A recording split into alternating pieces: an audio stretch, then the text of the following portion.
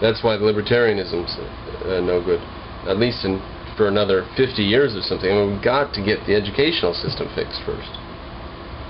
The British Foreign Office, which had been erring on Stalin's side for almost a decade. Now, it doesn't mention too much about how, and we're not going to look at how the British Foreign Office erred on Stalin's side, but things like promoting a dialogue, and they sent them, for example, a Rolls-Royce engine, a jet engine, because the Soviets couldn't work out the blades. They couldn't keep the blades from flying off the engines at high speeds. They couldn't work out the alloys. So they sent them a Rolls-Royce engine. They got the alloy from that, and from the factory they had actually stolen some metal shavings when they came to look at the engine. And that became the basis of the MiG fighter. The only good thing about the MiG fighter was the engine, which was just a copy of a Rolls-Royce engine. So little things like that. How, I wonder, was Soviet Russia's how was it strengthened beyond the fact that their only good fighter jet was based off of British technology that was just handed to them for free? In what other ways, in what hundreds, I'm sure, of other ways, was it the case that Soviet Russia was strengthened by the actions of not only the British Foreign Office, but probably in the American CIA and FBI? It's like the Islamic committees in France today, that they want Islam to have a voice in France, and they want the culture to be preserved and respected and heard. So who takes over that council? People who are interested in Islam and in it doing whatever they think it should do. And lo and behold, the government's all of a sudden making policies for Islam, and they're not just trying to get along with it and help it and stuff. They are actually instituting religion and racism with government power. Brilliant. Well, that's what was done by seemingly well-minded people throughout the CIA and British Foreign Office and wherever else for decades. Some of the things they did were good and some bad. And the questions come up. I'm doing a video series about Vietnam presently, and the question comes up, was that good or bad what we did there? Well, it was a hell of a lot better than doing stuff like giving them Rolls-Royce engines. To oppose them and make them spend massive amounts on munitions is a better strategy than to just let them take over any country they choose. Much better strategy. I'm not going to have to mention McCarthy, Senator Joseph McCarthy. McCarthyism, McCarthyite, communist purge. In America there were blacklists, and you couldn't get work if you were on a blacklist and so on. You know all about that. Well, he mentions here on page 169, there was no McCarthyite panic or purge in Britain. And he just mentions it as part of a general conversation, but look how obvious it is that we saved their asses. Look how complacent they were. They probably had communists in high places throughout Britain. Almost certainly. I mean, they were all over in America, you know, Hollywood film stars and stuff.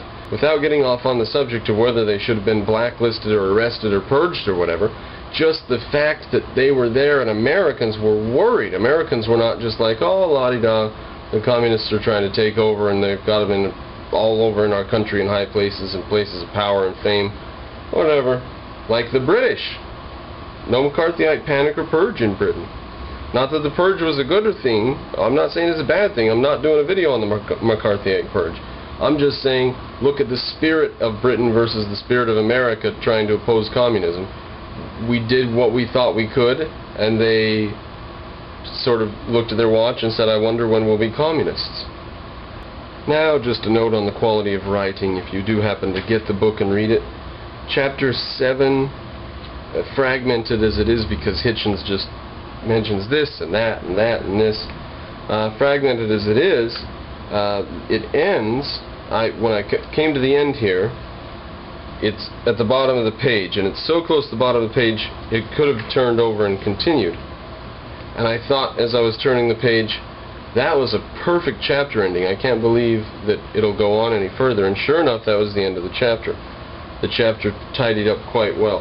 You know, there's a lot of times when the chapter ends and the very next chapter is just like the continuation of that one, and you wonder why they broke chapter, but this was a very well done chapter, chapter 7. The ending. Plus. Okay, chapter 8. We're going to skip a ways into it on the second page, 172. Orwell directed at his death that two of his novels, A Clergyman's Daughter and Keep the Aspidistra Flying, were not republished. Okay, so I don't know if they've been republished since then. They may be very hard to come by, probably available actually online, digitally. Now, Orwell blamed the times in which he lived, quote, for his failure to become a serious literary contributor, instead of a sort of pamphleteer. Staying with the untidy formula of sort of, he adds, we have developed a sort of compunction, which our grandparents did not have, an awareness of the enormous injustice and misery of the world, and a guilt-stricken feeling that one ought to be doing something about it, which makes a purely aesthetic attitude towards life impossible. Now, I don't know what the problem is over there in Britain, and they don't know what our problem is in America. Everybody in America just wants money. Everybody in Britain just wants to stop world hunger. They're so lame. They're so stupid. You can't stop world hunger by declaring a World Hunger Awareness Day or whatever. You have to do it by bringing constitutional government to the areas of the world that don't have it, which Britain was busy with for a long time. It was their main occupation up till World War II, was to go around and take pieces of land and take them over and build governments on them, and schools and stuff. Now, they didn't do as good a job of that as they could have and should have, because there were a lot of people who said, as soon as we get the country, we just want to make money off it economically. There were those people. I mean, the Boer War was started for money. It was a monetary thing.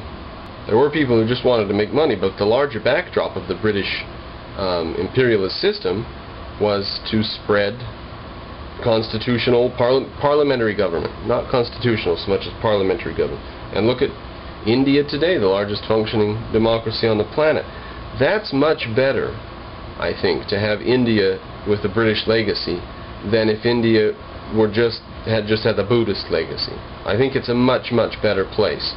So Britain, even today, there's that little brat over there called Ryan, I think his name was, who wanted to get together like $20,000 or whatever to drill a well in this African village. He chose a village. He wanted a well there. He raised the money. His mom and dad helped him, and they went to the village and saw the village, and drilled the well. People had water, and then, they all died of cholera or whatever. What the hell is wrong with Britain? They were like this apparently clear back. Orwell apparently felt this cultural bias against happiness and joy and focusing on the terrible and stuff. I mean, what they should have done was said, how can we go to these countries and make money? What kind of factories could we build that these people could work in? What resources are there in the nearby hills and forests or whatever that these people could harvest and sell on the world market? That's what needs to be asked when you go into these countries, not how do we get mosquito nets to everybody, and how do we do whatever else nonsense that they try to do. And then Orwell continues, no one now could devote himself to literature as single-mindedly as Joyce or Henry James, assuming Joyce was devoted to literature at all. But that's true. One of the great authors at the time, Ayn Rand, was not able to devote herself single-mindedly to literature. She said, at one point, she said, I'd like to write another novel, but it's too disgusting to write about today's world. It's just a crappy world to write about. It has to take place in your novel. You have to set it in the real world, and unless you make up a fantasy fairy world where everybody's good people, then you're going to have some struggle against the real world. And she wrote 2 books about that. And she said, no, I can't do it anymore. So no, even she didn't single-mindedly devote herself to literature. He says now that they know this much about what's going on in the world, the suffering and stuff in the world, how bad things are and can be, you can't be devoted to literature. But then Hitchens asks, were not George Eliot